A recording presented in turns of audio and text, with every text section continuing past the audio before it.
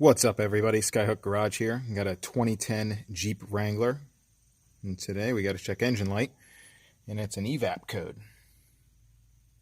That 456 right in the middle there, EVAP small leak.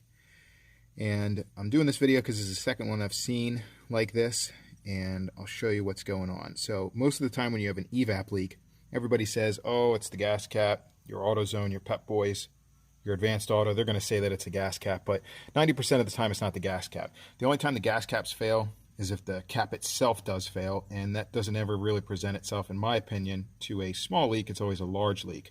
Or if someone filled up, they forgot to put their gas cap in,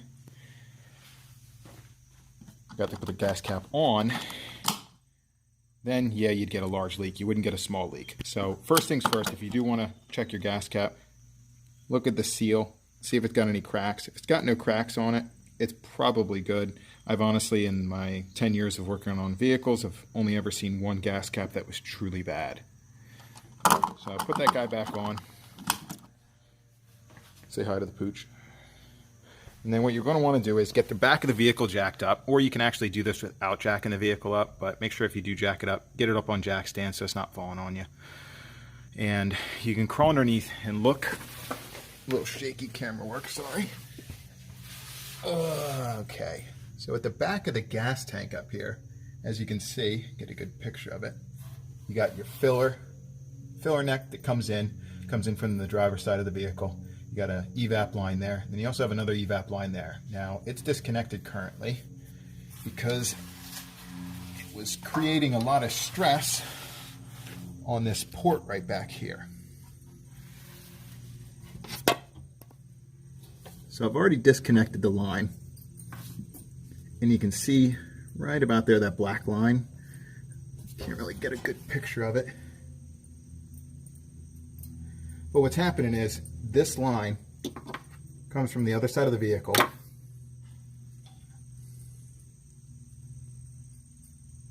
and it creates a lot of stress on this plastic port right here. And over time, in the years of the vehicle driving, vibration, whatnot, it develops a crack in this port. I'm going to flip the camera real quick.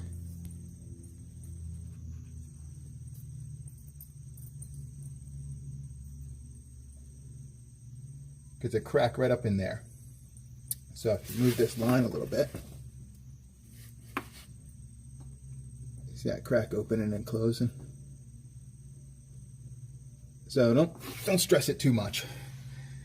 So what you can do is get a little bit of plastic epoxy, and you can put it over that crack there. You want to rough it up a little bit with some sandpaper so the epoxy adheres, but make sure that you don't want to go close to this little ridge right here, because this ridge right here holds the plastic line in. The little retainer there grabs a hold of this plastic ridge right here, and if you put epoxy too close to that ridge there, you're not going to be able to get the line on and or back off. So just try to keep the epoxy right about where that crack is once you rough it up.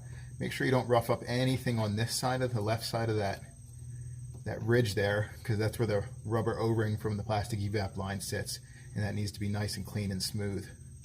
So put a little epoxy on there, some plastic weld. I got some of that 2-part epoxy.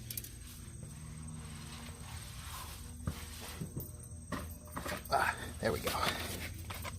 Got some of this stuff. This works really well. I've used it before. Not promoting JB Weld, but as far as 2-part epoxy goes, it works really well. So mix it up on a piece of cardboard or something. Use like a small piece of, like a Q-tip or a piece of wood or a toothpick or something to apply it on there easily. Let that cure. And once that's fully cured and stuff, snap that line back on. All right, clear the check engine light with your little code scanner or reader or whatever you got, or remove the battery cables. You might have to remove both and touch them together to actually clear the computer memory. I'm not sure on the Chryslers. They're kind of a pain in the ass to clear codes on. But one other thing too is, in order to get that plastic line off, it's hard to use 2 hands up in here, so I'll see what I can do for you. There you go. So in order to get this plastic line off, that little gray opaque looking retainer on the end, you have to push this inward, and then it releases the little tangs in there.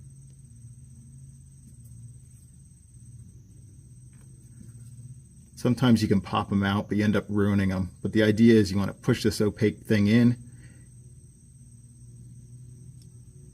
push it in, it'll release the plastic tangs, and you'll be able to get it off that white nipple on the end of the gas tank. So something else you can do that will assist you with that is, if you take it and push it further onto the nipple, and then try to depress the opaque tang, it'll usually release easier, and then you can pull it off as you're pushing down.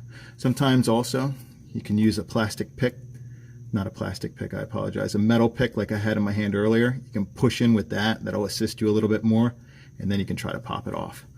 Once that's off and it's re-epoxied, maybe check to see if those, I'm going to pop those zip ties off of this line here and see if maybe that's why it's holding it tighter. But you don't want to yank on that end too much, you run into the same problem. So I'm going to try to find some extra slack in this line somewhere. That way it's not pulling on that nipple so hard. No pun intended.